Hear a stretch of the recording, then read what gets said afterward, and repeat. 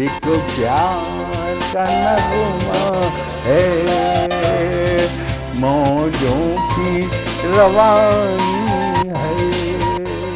आए ऋतुराज तो बिसार सब काज, कोई मीठी मीठी धुन गुनगुनाने लगी धरती। हंसा के जड़वत जीवन को चेतन चाटा बदल गया।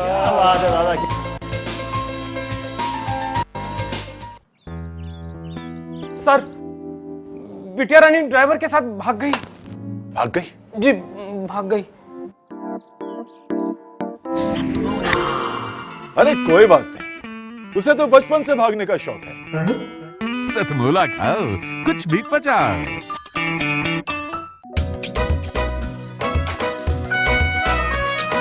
हर पल मस्ती और रंगीन विद सतमोला नमकीन, इससे बेटर है नथिंग। सतमोला नमकीन डिफरेंट टेस्ट है बेमिसाल, पनीर भुजिया भी कमाल, इसके टेस्ट के सब शौकीन। हाँ सतमोला नमकीन, सतमोला स्वीट्स एंड नमकीन, इससे बेटर है नथिंग। हाँ सतमोला नमकीन। सीएम साहब, हमारे 30 विधायक अपोजिशन पार्टी में चले गए। अब आप सीएम नहीं रहे। सतमोला।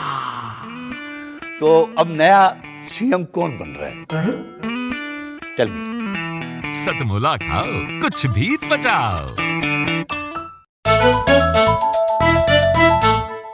जितना जी में आए खाओ, बस खाते ही खाते जाओ। डरने की क्या बात है जब सतमोला साथ है। टेस्ट है इसका सबसे निराला, हर दिल पर जादू कर डाला। स्वाद स्वाद में जमकर खाया, सतमोला ने खूब बचाया। खाने से डरता है क्या? सतमोला। नमस्कार, बहुत बहुत स्वागत है आपका हमारे काव्य छंदों से सजे हुए इस रंगारंग कार्यक्रम सतमौला कवियों की चौपाल में। आप सभी के स्नेह और आशीर्वाद से हमारे कार्यक्रम सतत 17 वर्षों से जारी है और आशा करते हैं आगे भी आप हमारा उत्साह इसी तरह बढ़ाते रहेंगे। बहुत ही खुशी की बात है कि सतमौला ग्रुप के चेयरमैन श्री अनिल कुमार जी मित्तल भी हमारे साथ जुड़े रहे हैं। तो आइए शुरुआत करते हैं आज के कार्यक्रम की। सबसे पहले मैं बुलाना चाहूंगी वरिष्ठ और ख्याति प्राप्त रचनाकारा डॉक्टर रुचि चतुर्वेदी जी को, जो कि मैथ्स की प्रोफेसर भी हैं, और मैं इन्हें बुलाना चाहूंगी इन्हीं के द्वारा रचित पंक्तियों से, जो कहीं ना कहीं डॉक्टर रुचि को परिभाषित भी करती हैं। मैं बिंदु से रेखा मिलाने चली हूँ, मैं सागर से नदियाँ मिलाने चली हूँ। निकट आओ तट पे, छुपे क्यों खड़े हो, मैं गीतों की गंगा बहाने चली हूँ। आइए जोरदार तालियों के साथ स्वागत कीजिए डॉक्टर रुचि चतुर्वेदी जी का। भगवान श्री कृष्ण जब मथुरा चले जाते हैं, माँ राधा उनकी प्रतीक्षा में बैठी और बहुत उदास होती है। वो अपनी सखी से कहती है, अपनी सखी से ये कहती हैं कि भगवान श्री कृष्ण की, कन्हैया की मुरली की धुन अगर सुनाई नहीं देती तो लगता है कि ये जीवन बेकार है, और ऐसा लगता है जैसे निष्प्राण हो गया है ये तन। तो वो क्या भाव अपनी सखी से व्यक्त करते हैं, क्योंकि भगवान श्री कृष्ण की मुरली की धुन सुनाई नहीं दे रही है। सारा ब्रज उदास है और सारा गोकुल उनकी प्रतीक्षा में है। तो वो क्या भाव है, मैं समर्पित करती हूँ इस गीत में। मेरे मन का गीत है, मैं समर्पित करती हूँ। मोरे कान्हा मुरलिया छुपाई कहाँ, मोरे कान्हा मुरलिया छुपाई कहाँ, बिन सुने बांसुरी चैन सिगरो गयो। इसमें ब्रज भाषा का प्रयोग किया है। मोरे कान्हा मुरलिया छुपाई कहाँ, बिन सुने बांसुरी चैन सिगरो गयो। हनुमनी सी है गौए दुखी गोपियां हनुमनी सिंह गौए दुखी गोपियां श्याम श्यामा को मन बावरो सो भयो मुरे कान्हा। क्या भाव समर्पित करती हैं। बिन सुने कोई सरगम न सूरज दिखे बिन सुने कोई सरगम न सूरज दिखे भोर वेणु बिना धरी सी रहे तान सुनिबे को आतुर मयूरी फिरे तान सुनिबे को आतुर मयूरी फिरे भानुजा या मुरलिया की धुन पे बगे नींद आवे न चैना मिले का कहूँ नींद आवे न चैना मिले का कहूँ या विरज ने नींदी कबर ले लयो मुरे कान्हा मुरलिया छुपाई कहाँ बिन सुने बांसुरी चैन सिगरो गयो मुरे कान्हा। और कहते कहते रो देती हैं, अश्रु की धार नैनों से बह निकलती है और तब क्या भाव कहती हैं कि जीने की भी इच्छा नहीं है।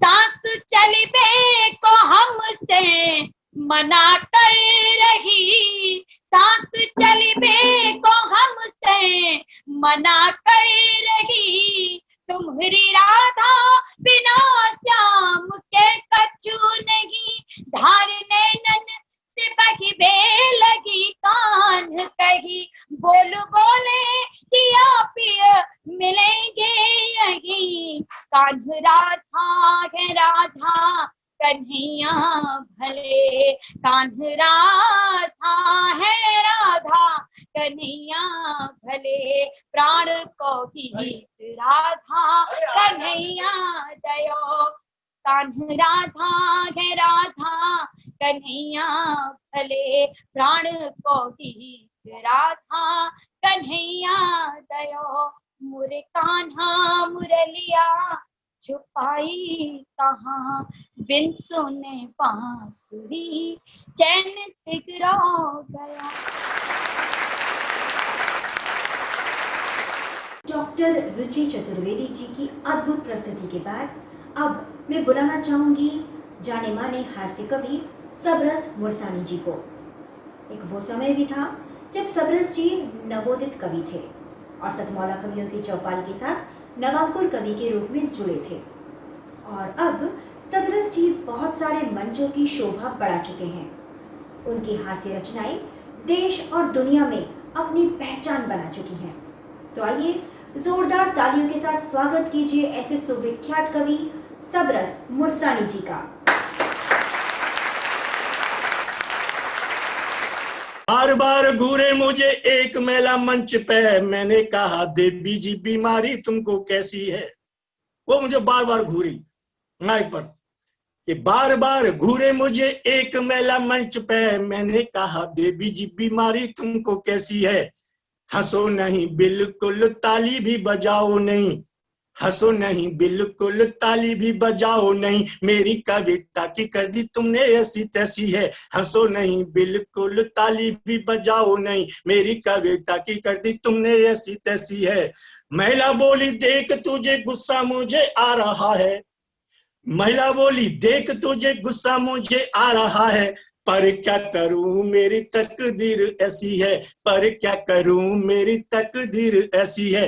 मन करता है दो चार हाथ धर दूं मन करता है दो चार हाथ धर दूं क्योंकि ये सूरत तेरी मेरी सास जैसी है। मन करता है दो चार हाथ धर दूं क्योंकि तेरी सूरत ये मेरी सास जैसी है। क्योंकि तेरी सूरत ये मेरी सास जैसी है।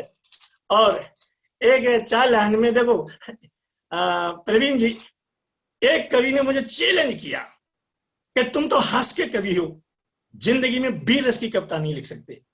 जब उस कवि ने मुझे चैलेंज किया उसने कहा कि तुम जिंदगी में वीर रस का एक भी उदाहरण पेश नहीं कर सकते तो मैंने उसी टाइम वीर रस का एक उदाहरण उस कवि के सामने दिया मैंने एक उदाहरण लिखा वीर रस पर।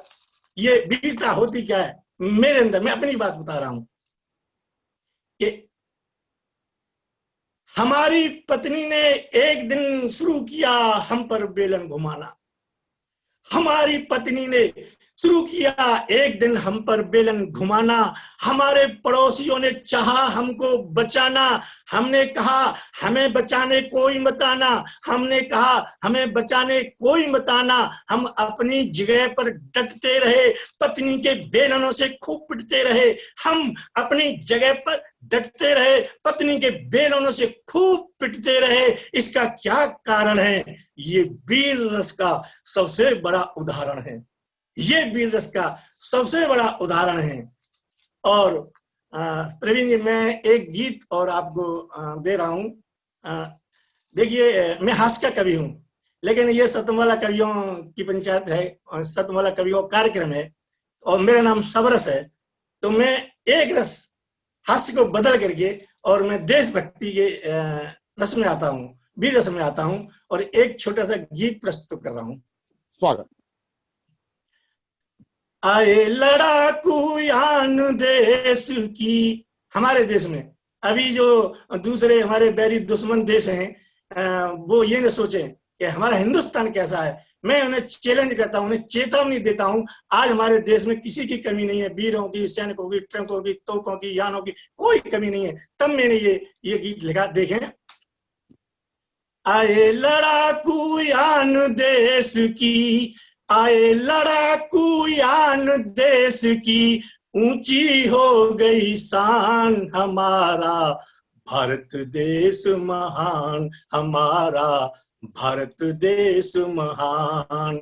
आए लड़ाकू यान देश की, ऊंची हो गई शान हमारा भारत देश महान, हमारा भारत देश महान। अगला बंद है, सूरवीर हर सैनिक यहाँ का कान खोल कर सुन ले हो। सूरवीर हर सैनिक यहाँ का कान खोल कर सुन ले हो। सूरवीर हर सैनिक यहाँ का कान खोल कर सुन ले, कान खोल कर सुन ले। धोखे में तुम मत रहना, धोखे में तुम मत रहना, ओ चीन पाक नादान, हमारा भारत देश महान, हमारा भारत देश महान। आए लड़ाकू यान देश की, ऊंची हो गई शान हमारा भारत देश महान, हमारा भारत देश महान। और जो लोग हमें आंखें दिखाते हैं, जो हमें मैं क्या कहूं, जो आंखें दिखा रहे हैं ऐसे देश, उनके लिए मैं कह रहा हूं, आंख दिखाए यदि कोई हमको घूंट जहर का पी ले हो। आंख दिखाए यदि कोई हमको घूंट जहर का पी ले हो। आंख दिखाए यदि कोई हमको घूंट जहर का पी ले।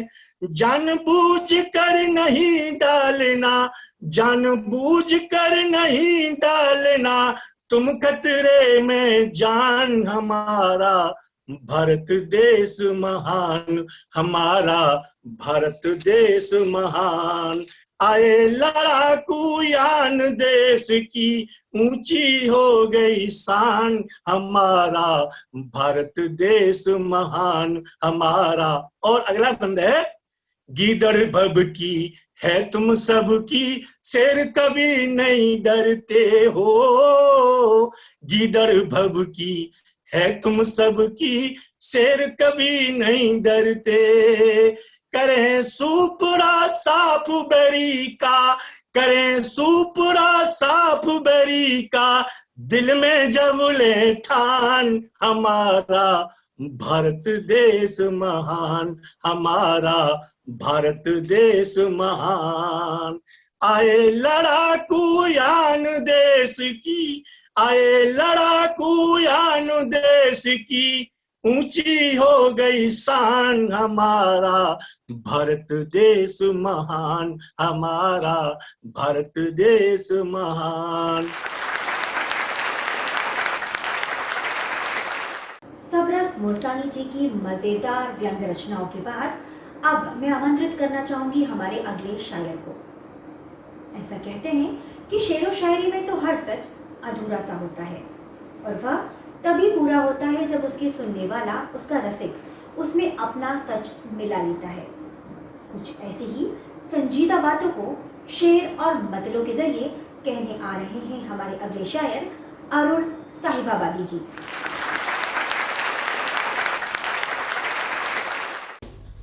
गज़ल का मतलब पेश कर रहा हूँ। मेरे आगे वो अपनी शर्म से पलकें झुकाती थी, मेरे आगे वो अपनी शर्म से पलकें झुकाती थी, मेरे आगे वो अपनी शर्म से पलकें झुकाती थी। हमारे गांव में जब भी कोई बारात आती थी, मैं किससे मिल के आया हूँ ये माँ पहचान जाती थी, मैं किससे मिल के आया हूँ ये माँ पहचान जाती थी, कि उसके जिस्म की खुशबू मेरे कपड़ों से आती थी। ज़रा सा फासला भी उसको बेहद दूर लगता था, ज़रा सा फासला भी उसको बेहद दूर लगता था। हमेशा दौड़ कर ही वो मेरे पहलू में आती थी, कभी तन्हाई में शीशे के आगे बनती थी दुल्हन, कभी तन्हाई में शीशे के आगे बनती थी दुल्हन, कभी छुप कर मेरी तस्वीर को दूल्हा बनाती थी, उसे अपनी हथेली पर न होने देती थी धुंधला, उसे अपनी हथेली पर न होने देती थी धुंधला। वो मेरे नाम के ऊपर बहुत मेहंदी लगाती थी, मैं उसको छेड़ता रहता था अक्सर इसलिए क्योंकि, मैं उसको छेड़ता रहता था अक्सर इसलिए क्योंकि वो बेहद प्यारी लगती थी, उसे जब शर्म आती थी। और अब वक्त है एक अल्प विराम का। जितना जी में आए खाओ, बस खाते ही खाते जाओ, डरने की क्या बात है जब सतमौला साथ है। टेस्ट है इसका सबसे निराला, हर दिल पर जादू कर डाला, स्वाद स्वाद में जमकर खाया, सतमौला ने खूब बचाया। खाने से डरता है क्या? सतमौला। सर, बिटिया रानी ड्राइवर के साथ भाग गई। भाग गई? जी भाग गई। अरे कोई बात नहीं, उसे तो बचपन से भागने का शौक है। सतमोला खाओ, कुछ भी पचाओ।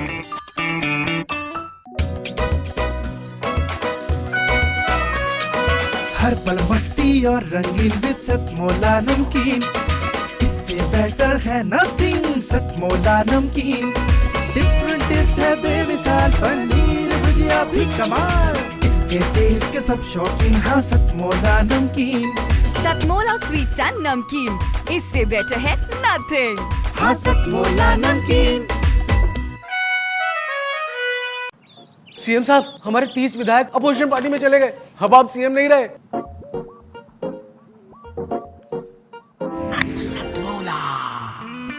तो अब नया सीएम कौन बन रहा है? चल सतमोला खाओ, कुछ भी पचाओ। ब्रेक के बाद आप सभी का एक बार फिर से बहुत बहुत स्वागत और अभिनंदन है सतमौला कवियों की चौपाल में। आओ झुककर नमन करें हम उन्हें जिनके हिस्से में यह मकाम आता है। आओ झुककर नमन करें हम उन्हें जिनके हिस्से में यह मकाम आता है। बहुत खुशनसीब होते हैं वह लोग जिनका खून देश के काम आता है। ओजरस से परिपूर्ण करने वाली कुछ ऐसी ही पंक्तियों को लेकर आ रहे हैं हमारे अगले कवि भुवनेश जी सिंघल दिल्ली से। सर्वप्रथम आप सबकी उपस्थिति को प्रणाम निवेदित करता हूं और प्रवीण आर्य जी के इस सार्थक प्रयास को, सुंदर प्रयास को साधुवाद देता हूं, उनको धन्यवाद करता हूं कि एक अच्छा कार्य है वो समाज के लिए कर रहे हैं, राष्ट्र के लिए कर रहे हैं, नवोदित कवियों को जोड़ने का, उनको एक अच्छा मंच प्रदान करने का कार्य कर रहे हैं। प्रवीण भाई जी आपको बहुत बहुत साधुवाद प्रेषित करता हूँ। काव्य पाठ को प्रारंभ करता हूँ उससे पहले भगवान श्री राम के चरणों में 4 पंक्तियां निवेदित करता हूँ। भगवान राम, हमारे आराध्य भगवान श्री राम, ये वो ऐतिहासिक वर्ष जब भगवान श्री राम जी के जन्म स्थली के मंदिर का निर्माण हो रहा है। सत्ता को साधुवाद देता हूँ, सरकार को साधुवाद देता हूँ कि उन्होंने एक महान कार्य को यहाँ पर हम सबके बीच में किया है। ऐसी सरकार होनी चाहिए। 4 पंक्तियां भगवान श्री राम के चरणों में निवेदित करता हूँ क्योंकि ये वर्ष 2020 हमारे लिए एक ऐतिहासिक वर्ष है, हमारी आस्था का वर्ष है, हमारी संस्कृति का वर्ष है। भगवान श्री राम के चरणों में 4 पंक्तियां देखिए काव्य पाठ प्रारंभ करता हूँ कि राम के दीवाने बनो, राम के दीवाने बनो, प्रेम के खजाने बनो, राम राम राम राम राम गुण गाइए। राम के दीवाने बनो, प्रेम के खजाने बनो, राम राम राम राम राम गुण गाइए। दिलों में बसा के राम, होठों पे सजा के नाम, जीवा में मधुरता के स्वाद को जगाइए और फिर देखो मेरे राम कर देंगे सारे काम। एक बार राम जी का ध्यान तो लगाइए, एक बार राम जी का ध्यान तो लगाइए और सबके हैं शान राम मेरे भगवान राम, राम जी का काज यही राम राज लाइए।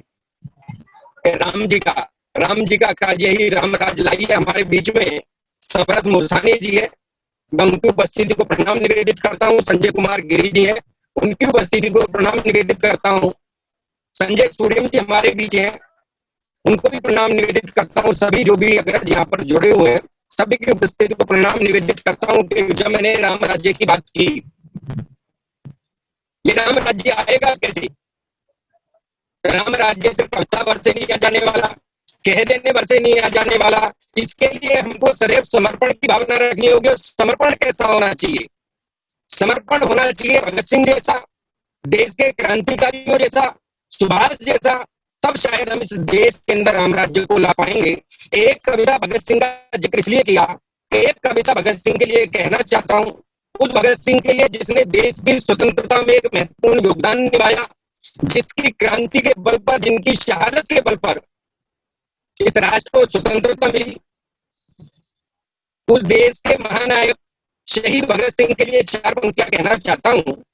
एक छोटी सी कविता देखिएगा, निवेदित करता हूँ। भगत सिंह और उनकी मां का संवाद आपस में चल रहा है। वीरता की परिभाषा यदि समझनी हो तो भगत सिंह का जीवन पढ़िएगा, देखिएगा कि भगत सिंह ने अपने जीवन काल में क्या कार्य किए। शायद कहीं हमारी पीढ़ी को प्रेरणा मिलेगी, हमारे आने वाली पीढ़ी को प्रेरणा मिलेगी। इसी प्रेरणा का आधार बनाते हुए कविता भगत सिंह के लिए कहता हूँ। भगत सिंह और उनकी मां का संवाद। एक बार की बात भगत सिंह अपनी माता से बोला, एक बार की बात भगत सिंह अपनी माता से बोला, मात भारती की सेवा में दिल ये मेरा है डोला। भारत मां पर संकट है गोरों की काली दृष्टि है, भारत मां पर संकट है गोरों की काली दृष्टि है। तार तार है अचल मां का गम की ओलावृष्टि है। दे मुझको आशीष यही मैं भारत मां को बचा सकूं, संकट भारत का हरने को गर्दन हंस के कटा सकूं। और दर्द ने होगा मुझे मौत का मस्तक मेरा झूम जरा, दे मुस्का कर मुझे विदाई हंसकर पगली झूम जरा। और वीरों का इतिहास करूंगा बातें सुन ले सच्ची तू, और कोख तेरी मां पूजित होगी है बस सबसे अच्छी तू, कोख तेरी मां पूजित होगी है बस सबसे अच्छी तू। भगत सिंह क्या कर रहे हैं अपनी मां से कि कोख तेरी मां पूजित होगी है बस सबसे अच्छी तू। दर्द ने होगा मुझे मौत का मस्तक मेरा चूम जरा, दे मुस्का कर मुझे विदाई हंसकर पगली झूम जरा। वीरों का इतिहास गढ़ूंगा बातें सुन ले सच्ची तू, कोख तेरी मां पूजित होगी है बस सबसे अच्छी तू। और दूध पिया जो मैंने तेरा आज उबाले मार रहा, भगत सिंह अपनी माँ से कहते कि दूध पिया जो मैंने तेरा, आज उबाले मार रहा, भारत माँ का कर्ज चुका दूं तेरा, मुझ पर भार रहा, तेरे दूध का कर्ज चुकाने पुनः जन्म लूंगा मैं, घर तू मुझको माफ करेगी मरकर नहीं मरूंगा मैं। इतना कहकर भगत सिंह तब घर से बाहर निकल गया, वो सीधा क्रांतिकारियों के वीर मार्ग पर निकल गया।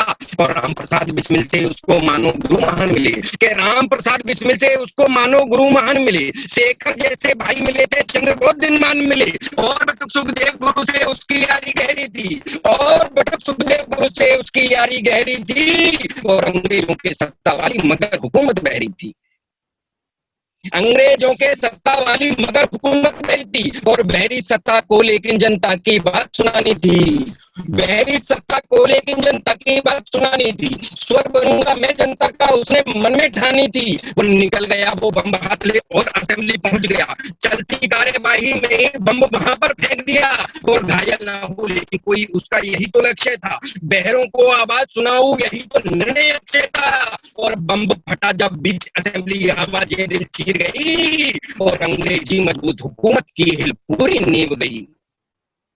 अंग्रेजी मजबूत हुकूमत की हिल पूरी नींव गई, लेकिन वीर भगत सिंह तब भी फोड़ के बम को डटा रहा, अंग्रेजों की कैद में जाना यही सोच वो डटा रहा। और केस चला तब भगत वीर पर जज ये बोला बतलाओ बम कहां से बनवाया था, सच को सम्मुख ले आओ।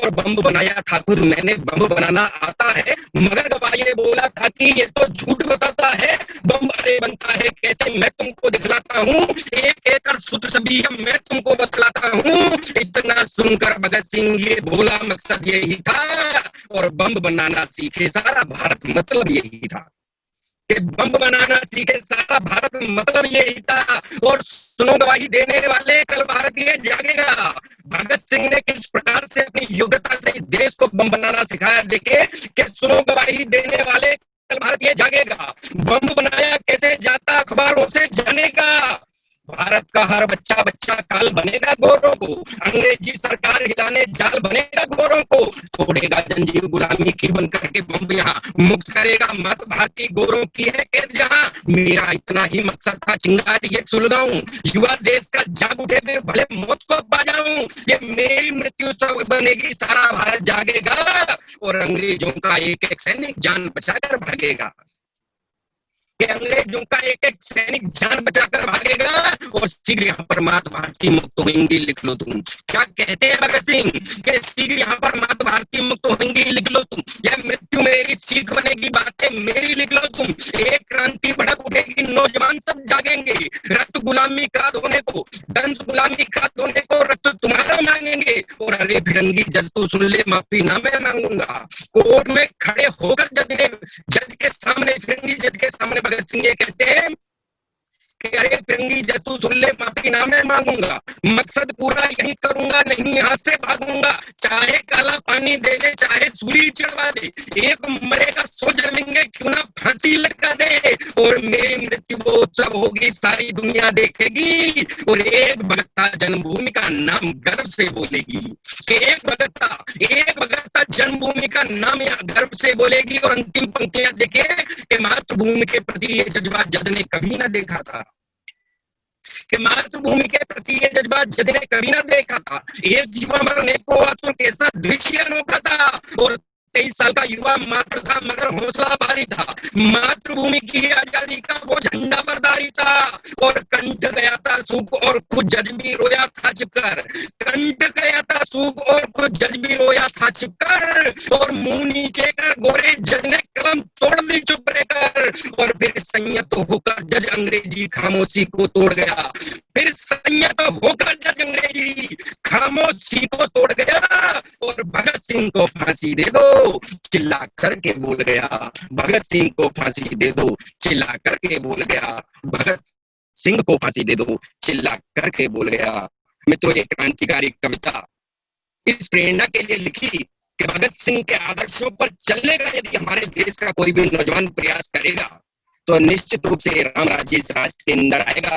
माननीय प्रधानमंत्री जी ने जो स्वप्न कभी महात्मा गांधी ने देखा, हमारे पुरखों ने देखा, उसको आगे बढ़ाने का कार्य क्या है मित्रों। आह्वान करता हूँ इस मंच के माध्यम से, सार्थक मंच के माध्यम से, प्रवीण आर्य जी ने जो एक मंच स्थापित किया है, उस पावन मंच के माध्यम से यदि संस्कारों की बात नहीं करूंगा, राष्ट्रवाद की बात नहीं करूंगा, तो शायद कहीं मेरा लक्ष्य भी अधूरा रह जाएगा, प्रवीण आर्य जी का भी लक्ष्य अधूरा रह जाएगा।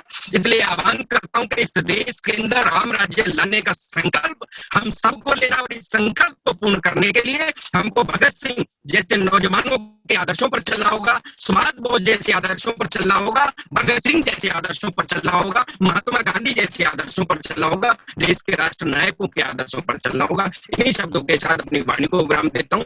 जय हिंद, जय भारत, जय श्री राम। भुवनेश्वरी सिंगल ने तो रग रग में जोश भर दिया। और अब मैं बड़े ही स्नेह के साथ बुलाना चाहूंगी हैदराबाद से अपने मित्र को। कभी सपनों की तो कभी खुशी की, कभी सपनों की तो कभी खुशी की, कभी उम्मीदों की तो कभी बेटी की। कहती है कहानी कुछ ऐसी ही है हैदराबाद से आई हुई पलक भूटानी। मेरी जो ये पहली कविता है, ये मेरे जो नया नया अनुभव आया है मेरे लिए सामने, कि कैसे किसी के सपनों को पंख लगते हैं और कैसे वो सपने उड़ान भरते हैं। यह कविता उसी भावना का सरल और सीधा सा लेख है।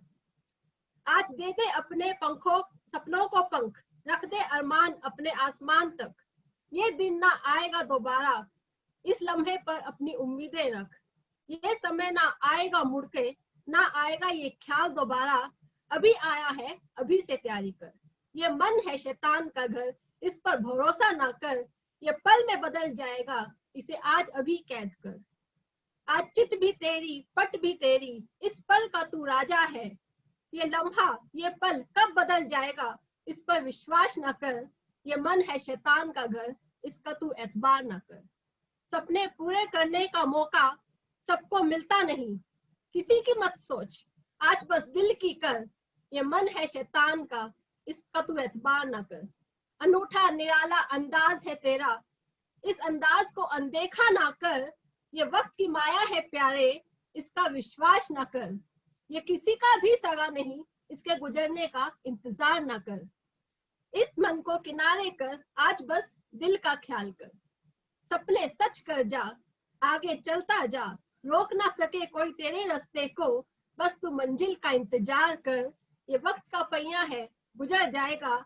आज किसी का है, कल तेरा भी आएगा।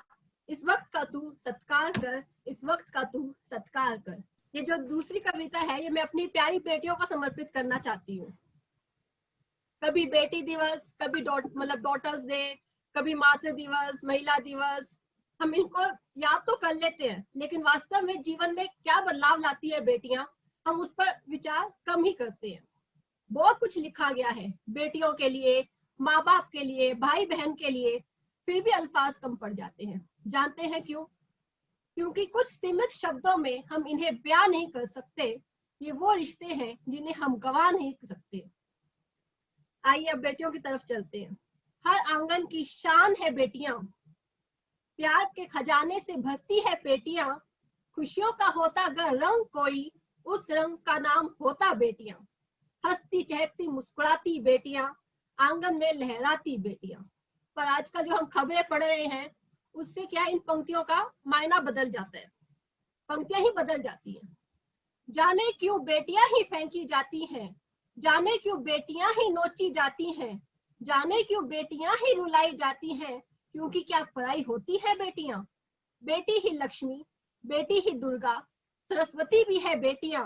जाने फिर भी क्यों सताई जाती है बेटियां। चाहे दिल्ली, चाहे हैदराबाद, चाहे हाथरस की हो बेटियां, रात के अंधेरे में ही जला दी जाती है बेटियां। बेटी बचाओ, बेटी पढ़ाओ का नारा व्यर्थ लगता है। अपराध के आगे आज सबका ईमान बिकता है। सिर्फ चौका चूल्हा ही नहीं संभालती, परिवार भी संभालती है बेटियां। अरे एक बार पढ़ाकर तो देखिए, परिवार का नाम भी रोशन करती है बेटियां। बेड़ियों में ना बांधो इन्हें, खुला आसमान दो इन्हें खिलने के लिए। बेटियों में ही बसता है कुल का निशान, आज बेटी रहेगी तो कल रहेगा ये जहान। जिस घर में है बेटी, उस घर में बसते हैं भगवान। बेटी ही अरदास हमारी, बेटी ही आजान, बेटी ही अरदास हमारी, बेटी ही आजान। धन्यवाद।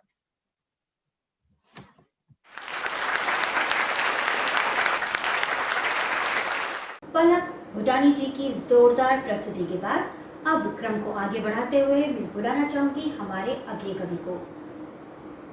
हर घड़ी मुश्किलों के दौर आते जाते हैं, एक घड़ी को हम भी सहम जाते हैं। हर घड़ी मुश्किलों के दौर आते जाते हैं, एक घड़ी को हम भी सहम जाते हैं। आगे बढ़कर फिर हम इन मुश्किलों से टकराते हैं, आगे बढ़कर फिर हम इन मुश्किलों से टकराते हैं और दौर मुश्किलों के खुद ही गुजर जाते हैं। कुछ ऐसी ही गंभीर और आशावादी पंक्तियों के साथ आ रहे हैं हमारे अगले कवि प्रवीण जी ढींगरा। मैं प्रवीण ढींगरा आपके सामने कविता प्रस्तुत करना चाहता हूं, जिसका शीर्षक है ठूठ एक वृद्ध अवस्था। वो पंछियों की बोली, वो पंछियों की बोली, वो हवा का मुझे सहलाना। बसते थे कई बसेरे, था मैं भी आशियाना। बसते थे कई बसेरे, था मैं भी आशियाना। बच्चों का खेल, बच्चों का खेल, मेरे कांधों पे चढ़ जाना। धूप और बरसात का मेरी छाँव थी ठिकाना। चौपालों का लगना, राहगीरों का रुक जाना। चौपालों का लगना, राहगीरों का रुक जाना। तो दोबारा शुरू करता हूँ। दोबारा से।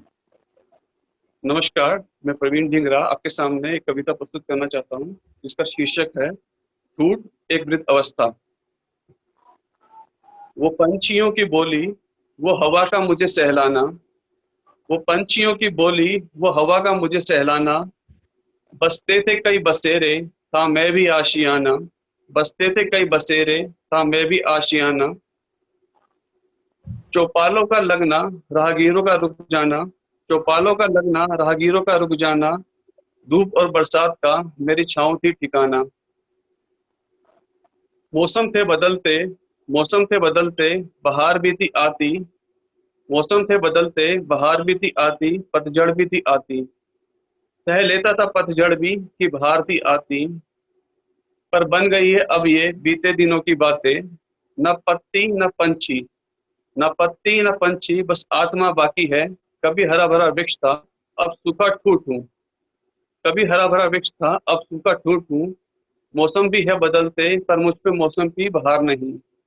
जो बहार में भी पतझड़ दिखाए, मैं वो आईना बन गया हूँ। है धूप भी बरसती, है बादल भी बरसते। है धूप भी बरसती, है बादल भी बरसते। भागू कहाँ मैं, भागू कहाँ मैं, या नाम दूं मैं मुझे कि मैं बर्दाश्त बन गया हूँ। मैं बर्दाश्त हूँ।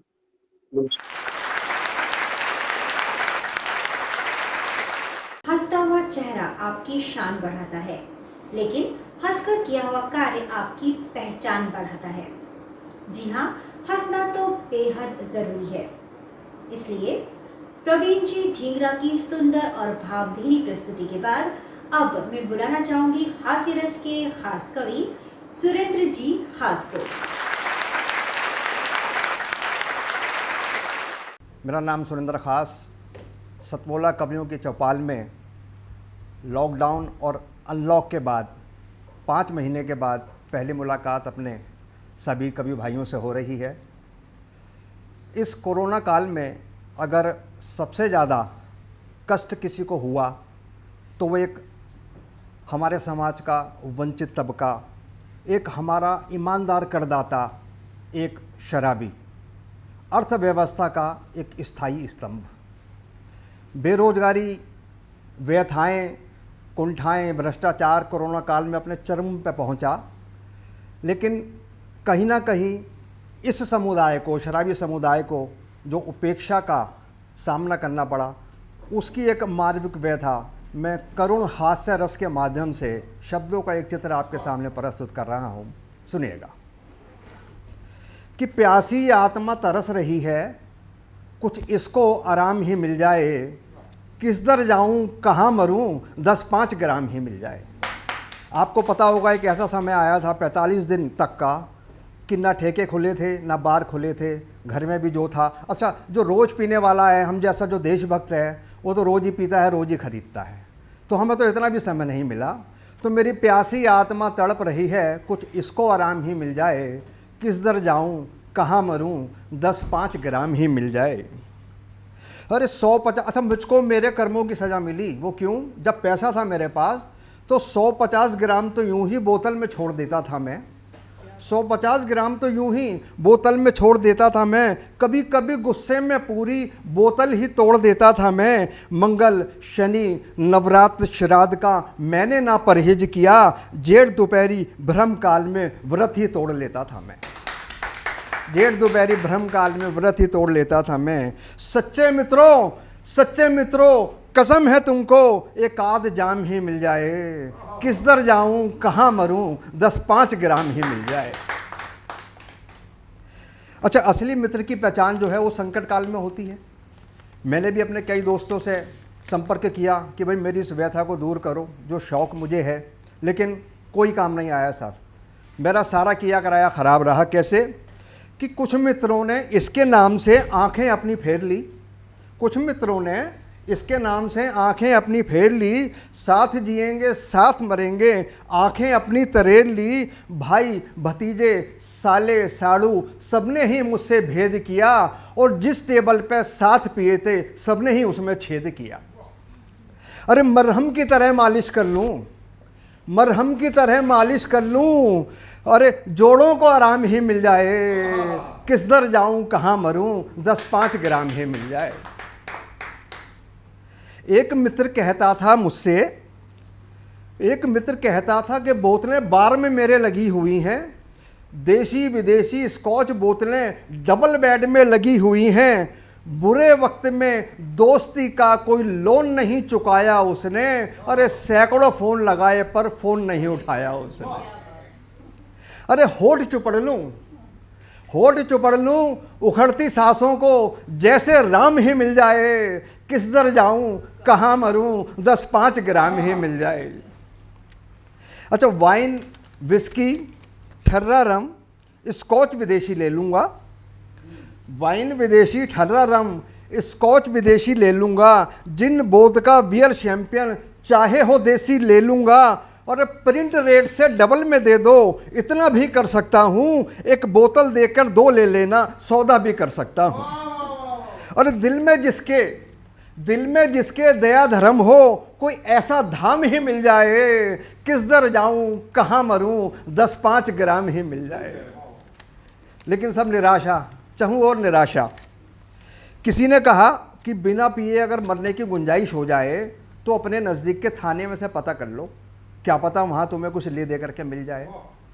तो आदत से मजबूर ये मुखड़ा अश्रुधार से धोया मैं। आदत से मजबूर था ये मुखड़ा अश्रुधार से धोया मैं। थाने पहुँचा अपना दुखड़ा हवलदार से रोया मैं।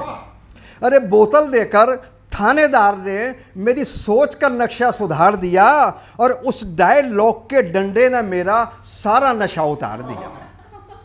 एक डायलॉग के डंडे ने मेरा सारा नशा उतार दिया। वो बोला, देखिए डॉक्टर और पुलिस इस कोरोना काल में सबसे ज़्यादा मेहनत और ईमानदारी से अगर किसी ने काम किया तो ये 2 समुदाय थे, और जितनी भी तारीफ़ की जाए वो कम है। तो वो बोला, पुलिस वाला, वो हवलदार मुझसे बोला कि भाई तुम तो घर में बच्चों के संग बैठ के रोटी खाते हो, तुम तो घर में बच्चों के संग बैठ के रोटी खाते हो, दारू पीकर यार दोस्त संग बैठ के रोटी खाते हो। हम बीवी बच्चों से कब मिले, सच कहें तो हमको याद नहीं, और घर आंगन रोटी तरस रहे पर चेहरे पे फरियाद नहीं। घर आंगन रोटी तरस रहे पर चेहरे पे फरियाद नहीं। अब सभ्य नागरिक बन जाओ, माँ भारती का कर्ज चुकाओ तुम। पीना छोड़ो, बस घर में रहकर अपना फर्ज निभाओ तुम, अपना फर्ज निभाओ तुम, अपना फर्ज निभाओ तुम। बहुत बहुत धन्यवाद, बहुत बहुत शुक्रिया। आशा करते हैं आपको हमारे कार्यक्रम जरूर पसंद आया होगा। आपकी प्रतिक्रियाएं, आपके फीडबैक स्क्रॉल पर चल रहे हमारे फ़ोन नंबर्स पर संपर्क करके हमें ज़रूर बताएं। और यदि आप हमारे उन श्रोताओं में से हैं जो कहना चाहते हैं गीत, गज़ल, छंद या फिर कविता, वो हमें संपर्क कर सकते हैं हमारे इन फ़ोन नंबर्स पर 9711182183 और 8281520046। तो फिर देर किस बात की, आज ही हमें फ़ोन कीजिए और बनिए सदस्य, आजीवन सदस्य हमारे इस सतमौला कवियों की चौपाल के। इसी के साथ हमारे कार्यक्रम यही संपन्न होता है। अगले कार्यक्रम में आपसे फिर भेंट होगी, तब तक के लिए नमस्कार। नमस्कार दोस्तों, मैं अनिल मित्तल, चेयरमैन सतमौला ग्रुप। मैं जैसे आप सब लोग जानते हैं कि 2004 के अंदर मैंने सतमौला कवियों की चौपाल आरंभ करा परवीन आर्य के साथ मिलके। तो हमारा उद्देश्य दोस्तों यही था कि जो आज ये काव्य पाठ है, जो ये बुद्धिजीवी वर्ग जो ये सुंदर काव्य पाठ हम लोग करते हैं, तो वो धीरे धीरे आज के ज़माने में लुप्त ना होता जाए। जो आज मॉडर्नाइजेशन चल रहा है, जितना टीवी पे हम और भी चीज़ें बढ़ती जा रही हैं, तो ये ना हो कि हमारी पुरानी जो ये एक संस्कार थे, पुरानी सभ्यता थी, कविता पाठ था, वो धीरे धीरे ये लुप्त होता जा रहा था।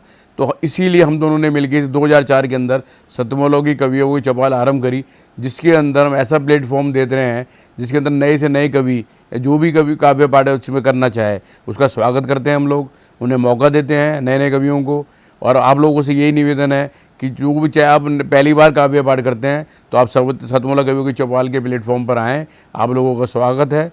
उसके अंदर आप अपनी मौलिक कविताओं को सुनाएं, उनके अंदर जो भी कमी होगी तो हमारे पुराने जो एक्सपीरियंस कवि हैं वो उनको सुधारेंगे और आपको और इम्प्रूव करने की कोशिश करेंगे।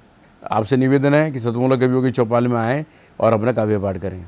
सतमौला कवियों की इस चौपाल में जितने भी कवि बंधु, साहित्यकार बंधु आज यहाँ आए हैं, मैं उनको उनका अभिवादन करता हूँ, उनको नमन करता हूँ। परवीन आर्य जी का ये जो प्रयास, सुंदर प्रयास, सतत वर्षों से चल रहा है, मैं इसका एक साक्षी हूँ। नवअंकुर कवियों को जो ये मंच सतमौला कवियों की चौपाल जो प्रस्तुत करती है, ये बहुत सराहनीय और प्रशंसनीय प्रयास है। आज के इस कार्यक्रम में मैं उपस्थित रहा। मैंने भिन्न भिन्न रसों के कवियों को सुना और अभिभूत हुआ। वीर रस के कवि थे, हास्य रस के कवि थे, श्रृंगार रस के कवि थे, और ये सब रस मिलकर जो है नवरस जो उत्पन्न करते हैं हमारे जीवन में, इनका बहुत महत्व है हमारे जीवन के बीच में। परंतु मैं आज एक बात जितने भी कवि यहाँ उपस्थित हैं उनके लिए बड़े आदरपूर्वक, आदर से मैं कहना चाहता हूँ कि आप को ये मंच मिला है, आप नवअंकुर कवि हैं, परंतु आप हमेशा नव अंकुर कवि न रहें और अपने प्रयासों को इतना उद्दात करें कि एक दिन आप भी जो हैं देश भर में अपना नाम बनाएं, आपकी कविता श्रेष्ठतम कविता हो, ऐसा मेरा आपसे आग्रह है, ऐसा मेरा आपसे निवेदन है। आप में प्रतिभा है, आप उस प्रतिभा को अपने प्रयासों से और गहरा करें और उसमें गति लाएं, यही मेरी आपसे एक बार पुनः प्रार्थना है। इसी प्रार्थना के साथ मैं आप सबका पुनः एक बार धन्यवाद करता हूं, अभिनंदन करता हूं। और मैं आपके बीच में रहा, जितना समय भी रहा, मुझे बहुत आनंद आया। मैं बहुत अच्छी यादें आज के इस कार्यक्रम से लेकर वापस जाने वाला हूं। मैं आपको बहुत शुभकामनाएं देता हूं, आपको बहुत साधुवाद देता हूं। बहुत धन्यवाद आप सभी का। अखिल भारतीय साहित्य परिषद द्वारा संचालित सतमौला कवियों की चौपाल नामक ये जो कार्यक्रम है, ये अपने आप में इसलिए महत्वपूर्ण है कि केवल ये कार्यक्रम ही नहीं है, बल्कि यहाँ पर नवांकुर, नए नए कवि, नए नए कवयित्रियाँ इस मंच पर आकर के अपनी कविताओं को प्रस्तुत करती हैं, जो सारे संसार के अंदर जाता है। तो ये बहुत बड़ा मंच है, एक प्रकार से कार्यशाला जैसी है ये। तो इसलिए आप सभी लोग इस कार्यक्रम से जुड़ें, नए नए बच्चे यहाँ पर आएँ, बहुत अच्छा लगेगा। हमारा आशीर्वाद इस पूरी पूरी संस्था के लिए है, सतमोला कवियों की चौपाल के लिए है। और आप सभी के प्रति हमारा मन में बहुत स्नेह है, बहुत प्यार है। आप सब आएँ उस प्रकार से यहाँ पर अपनी कविताओं को इस मन से सुना करके उपकृत हों और उपकृत करें भी हम सभी को। जितना जी में आए खाओ, बस खाते ही खाते जाओ। डरने की क्या बात है जब सतमोला साथ है। टेस्ट है इसका सबसे निराला, हर दिल पर जादू कर डाला। स्वाद स्वाद में जमकर खाया, सतमोला ने खूब बचाया। खाने से गलता है क्या? सतमोला। सर, बिटिया रानी ड्राइवर के साथ भाग गई। भाग गई? जी, भाग गई। अरे कोई बात नहीं, उसे तो बचपन से भागने का शौक है। सतमोला खाओ, कुछ भी पचाओ।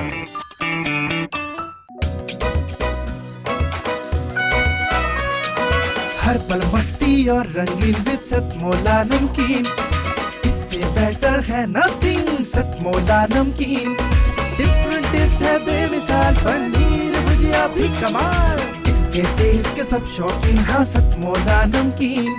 सतमोला स्वीट्स एंड नमकीन, इससे बेटर है नथिंग। हाँ सतमोला नमकीन। सीएम साहब, हमारे 30 विधायक अपोजिशन पार्टी में चले गए। अब आप सीएम नहीं रहे।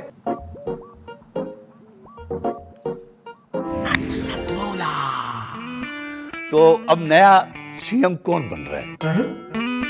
Tell me. सतमोला खाओ, कुछ भी पचाओ।